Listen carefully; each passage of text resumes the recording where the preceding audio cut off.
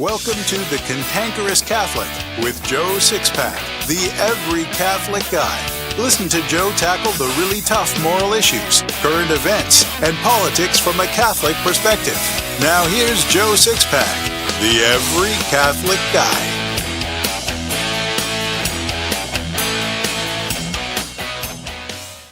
Hey Sixpackers, welcome back to The Cantankerous Catholic, episode 17.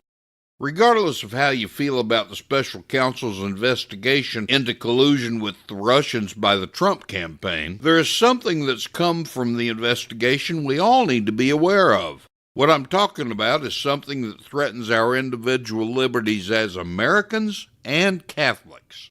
I'll explain what I mean when I come back. Learn things about the Catholic faith you never knew in Joe Sixpack's Secrets of the Catholic Faith. There are many essentials to our holy and ancient faith that few modern Catholics know. Those essentials have become, well, secrets, hence the title Secrets of the Catholic Faith.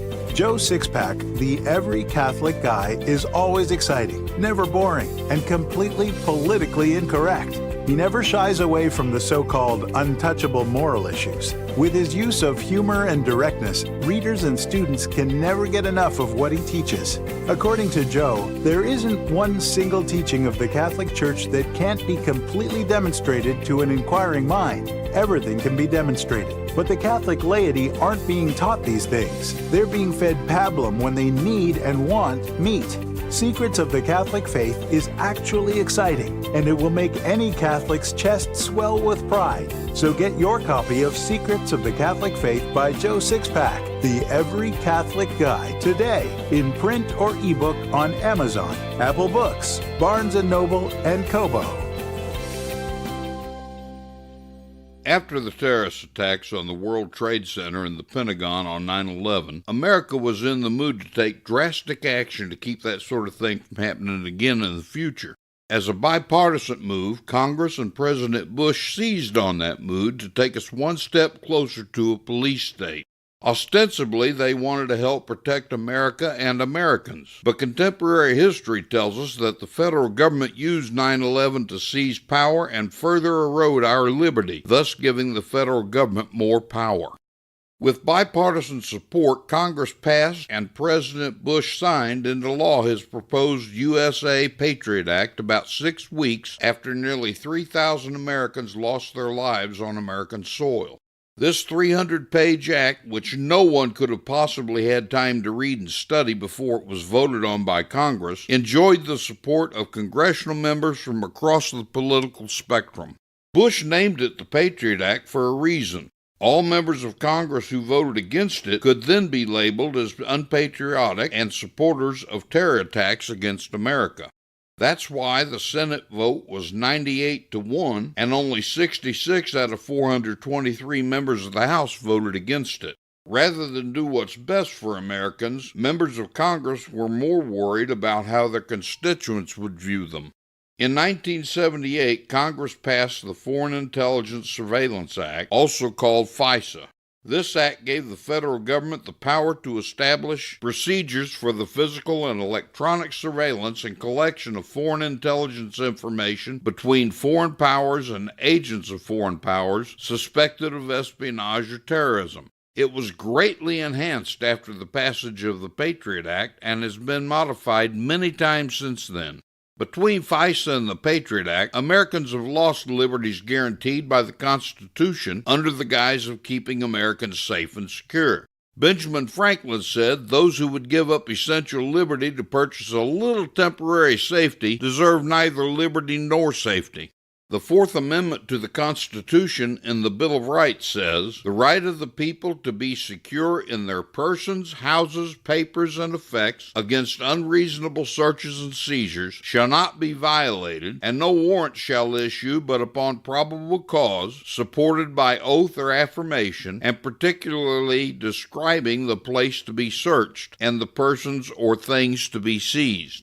The Fifth Amendment to the Constitution and the Bill of Rights says in part, "No person shall be held to answer for a capital or otherwise infamous crime unless on a presentment or indictment of a grand jury, nor be deprived of life, liberty, or property without due process of law."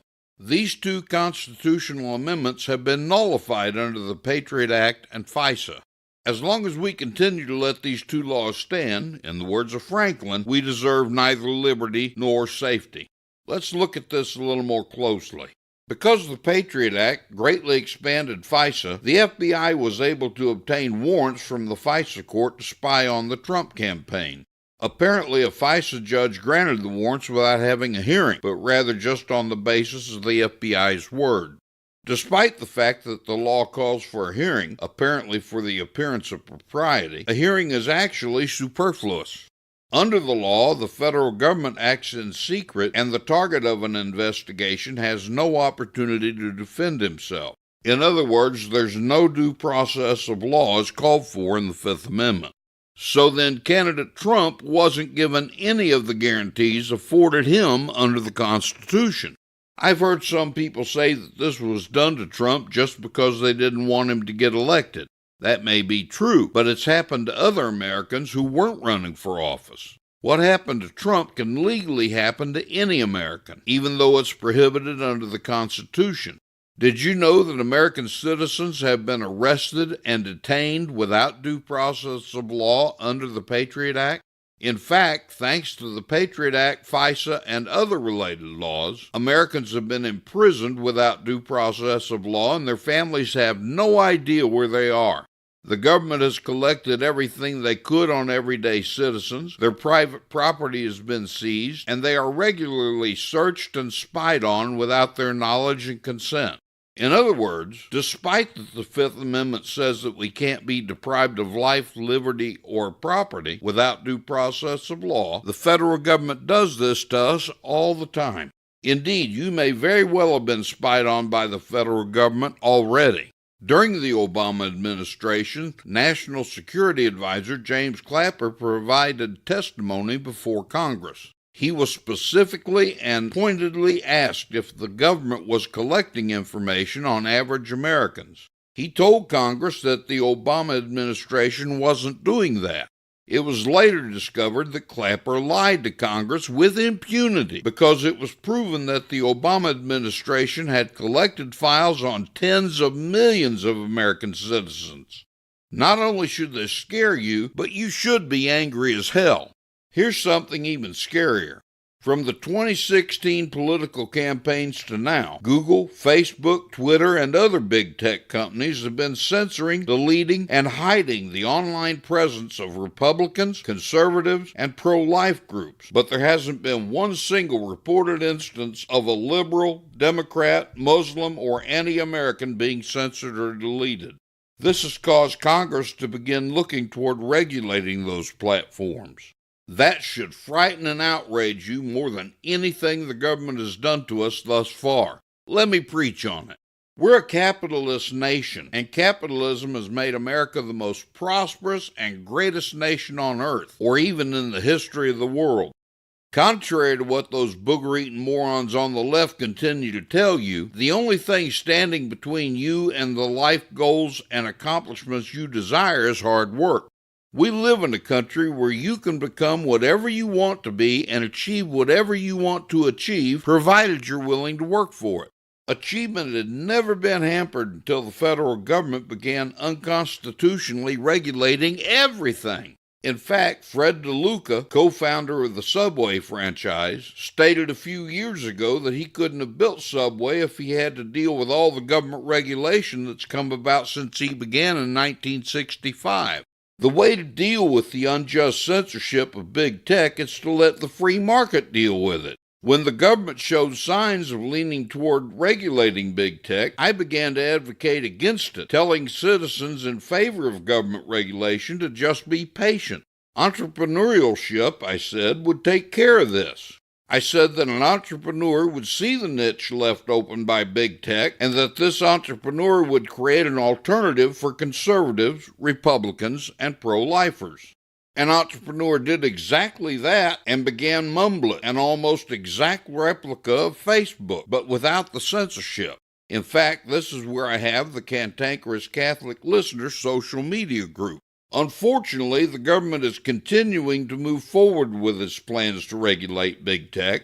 Frankly, I find it a little suspicious that Mark Zuckerberg, Facebook's founder, actually wants government regulation. Apart from the fact that the government regulation of big tech is bad for business in general, it's also very frightening in terms of liberty. Why?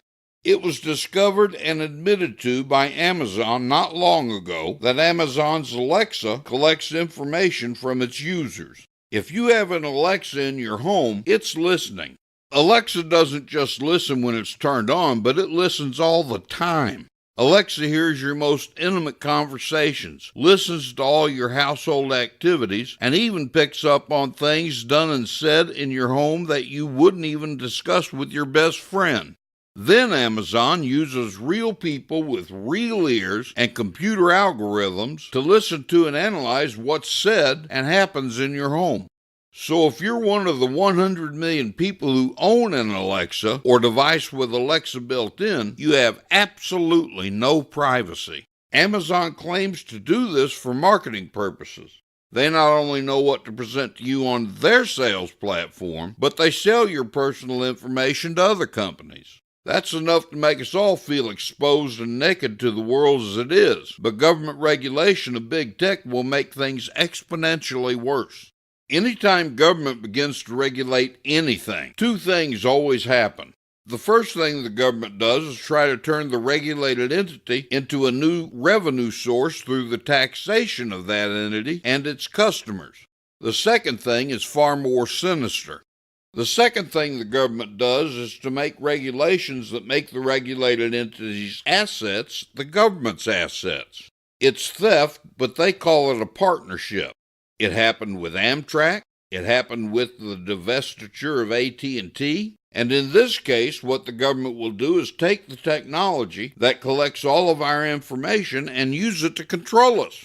Ultimately, what the government will do with the technology is control everything we see, tell us what to think, what we can read, hear, and watch, tell us what to eat, how we must raise our kids, and even monitor activity in our bedrooms. The government will know whether we own guns. It will know when we say something critical about the government.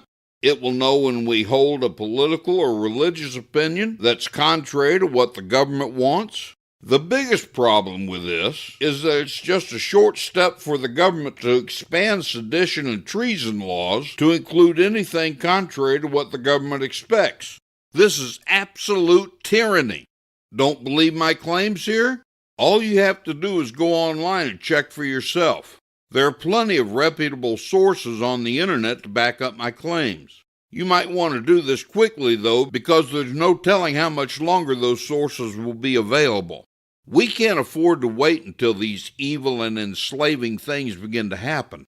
Once the government begins to form the snowball at the top of the hill and roll it down the hillside, it'll become a huge snow boulder that crushes everything in its path before we can stop it. We have to act now.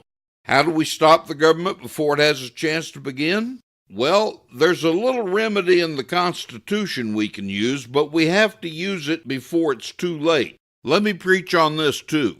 As the Constitutional Convention in 1787 began to wind down, the delegates were ecstatic about the founding document they had authored.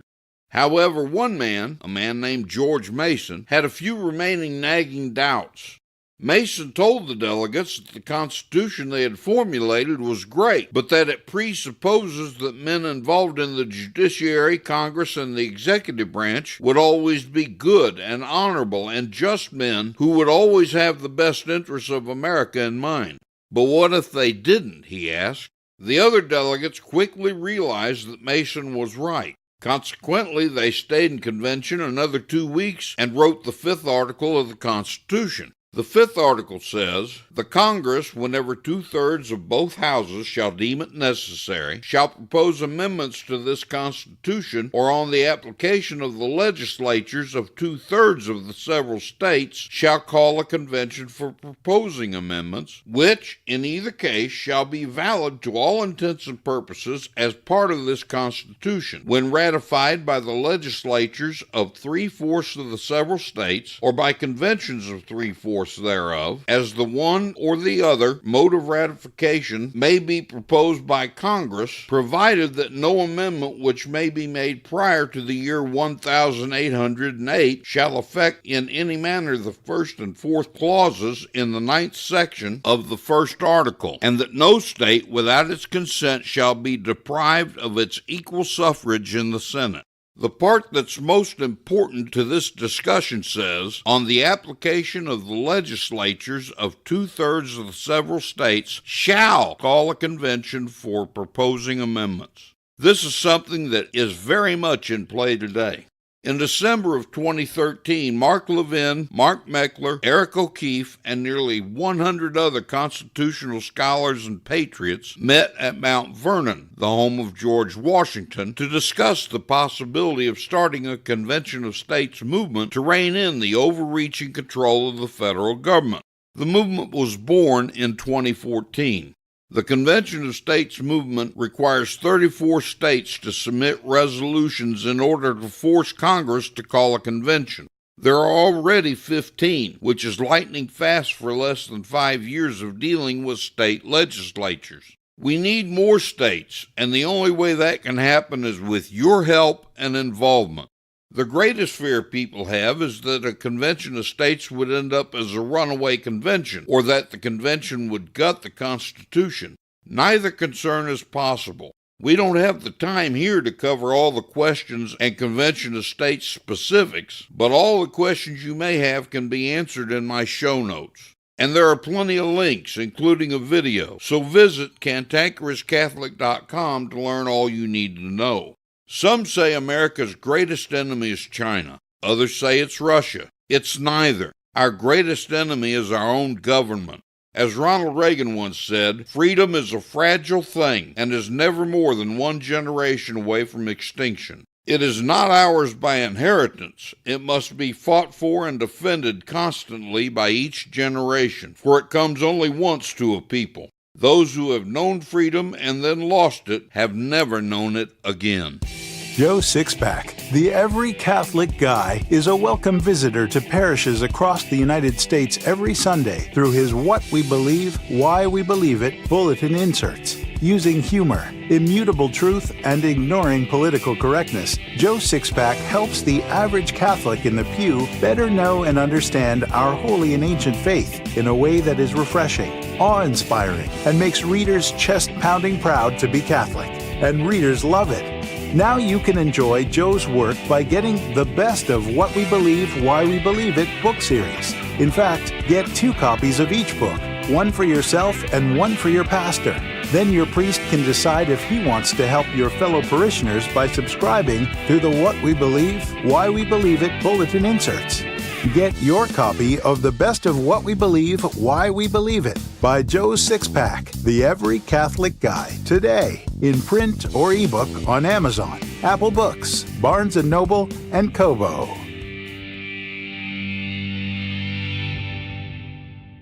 Joe Sixpack, the Every Catholic Guy, wants to make sure you're informed about all the Catholic news you need to know. Here's Joe Sixpack's top 5 Catholic news picks for this episode. Catholic news pick number 5. Hats off to LifeSite News. A 20-year-old college student in upstate New York reported an Uber driver for refusing to take her to get an abortion. According to the woman's account, which was reported on by Yahoo Style, the ride-sharing company canned the pro-lifer. This story has a few twists, and it's worth reading. You can read the whole story by clicking the link in my show notes. Catholic news pick number 4. Hats off to LifeSite News. after evangelist Franklin Graham posted a series of tweets pointing out the incongruity of presidential candidate Mayor Pete Buttigieg's claim that he is a gay Christian. Father Martin S.J. weighed in to deflect Graham's rebuke. The president of the Billy Graham Evangelistic Association had informed the South Bend mayor via Twitter that homosexuality is a sin, something to be repentant of, not something to be flaunted. The pro-LGBT Jesuit didn't like that. Being gay isn't a sin, began Father Martin's tweet, contradicting Reverend Graham. It's the way that God made some people. God didn't make some people this way. It's not even possible. And I'll be happy to discuss why it's not possible with anyone who wants to discuss it. Anyway, Father Martin is espousing heresy. You can read the whole story by clicking the link in my show notes. Catholic News Pick number 3. Hats off to LifeSite News. Bank of America is facing a new scrutiny after a conservative shareholder released the audio of him confronting executives about their support for Planned Parenthood. On Wednesday, the National Center for Public Research released the audio of its general counsel, Justin Danoff, who is also a Bank of America shareholder, pressing the bank's CEO, Brian Moynihan, on documentation indicating the company contributes to the abortion giant. This is why I absolutely refuse to do business with the Bank of America. You can read the whole story by clicking the link in my show notes. Catholic News Pick number 2. Hats off to LifeSite News. On Thursday, the Satanic Temple announced on Instagram that for the first time in history, a satanic organization has been recognized by the United States federal government as being a church. The IRS website confirms that the Satanic Temple is now a tax-exempt organization, eligible to receive tax-deductible charitable contributions, but gives no further details on its status beyond being a public charity. The Satanic Temple isn't a church, it's an anti-church. Anytime God is driven from our lives, a vacuum is created. That the Satanic Temple is now recognized as a church shows that evil will always fill a void left by the abandonment of goodness. You can read the whole story by clicking the link in my show notes. Catholic News Pick number 1. Hats off to LifeSite News. Pro-abortion Democrats serving on Michigan's Families, Children, and Seniors Committee were speechless after a veteran pro-life activist, Dr. Monica Miller, gave an impassioned testimony against dismemberment abortion Wednesday at the state capitol. During her 4-minute remarks, Miller, the founder of Citizens for a Pro-Life Society, told lawmakers about how she retrieved dismembered babies from a dumpster behind an abortion clinic on the state's east side. These children died a most horrific torture method of extermination, she said. To dismember the unborn means we actually dismember them from the human family. We sever them from inclusion into the human family. This is very impactful. I do warn you, though, it's very graphic. Still, this is the sort of thing we need to see from time to time in order to be reminded of the immense evil and malice of abortion. You can read the whole story by clicking the link in my show notes. I believe a really great way to teach the faith is through stories, parables, and anecdotes. So here's today's story. When the death sentence was read to Mary Stuart, the unfortunate daughter of James V of Scotland, she remained calm and untroubled, and only requested that she be permitted a visit from her confessor who was imprisoned in the same castle. Her request, one which was usually granted to even the greatest criminals, was refused. Instead, the Anglican Dean of Peterborough was sent to her to try to win her over to the new religion of England. His offerings and arguments were of no avail. I have been born in the Catholic religion, she said. I have been reared in it, and I will die in it. Never will I quit that divine communion in which all members remain united in love, even in the life beyond, in which my soul will be remembered after death in prayer and sacrifice. Courageously she ascended the scaffold and bowed her head for that fatal blow with these words on her lips, "Lord, into thy hands I commend my spirit." The communion of saints means that we don't have to stand alone, that the continual exchange of spiritual power takes place, that we give and receive daily and support each other in prayer until we become united in our Heavenly Father's kingdom. A father has 3 sons. One occupies a very high position, the second has passed all his exams and has taken his degree, but has no position yet. The third is still going to school and faces a lot of work ahead of him. But all 3 brothers love, help, and encourage one another. The word saints means all members of the church. The saints in heaven have gained their victory for the church victorious. Those who have passed their exams, which is death, but have no positions yet because they must be purified of all the earthly garbage in purgatory, belong to the church suffering. And we, for whom earthly work and struggles lie ahead, are the members of the church militant. Hey, Six-Packers, that's all for this episode. I've enjoyed having you with me. Don't forget to like me on Facebook and follow me on Twitter. The links are in my show notes. Also, remember to visit joesixpackanswers.com to sign up for my free email course. Each short lesson arrives in your inbox every 3 days. We also have the Cantankerous Catholic social media group you can join to discuss anything about Catholicism, our country, or anything else on your mind. I visit the page every day. The link's also in my show notes. There are lots of other neat things of interest in my show notes, too. You can find them at cantankerouscatholic.com. And remember to live by the Joe Sixpack battle cry. Comfort and conviction don't live on the same block. This has been The Cantankerous Catholic with Joe Sixpack, the Every Catholic Guy. Thanks for subscribing, and be sure to visit cantankerouscatholic.com to get your free copy of Joe's popular book, The Best of What We Believe, Why We Believe It.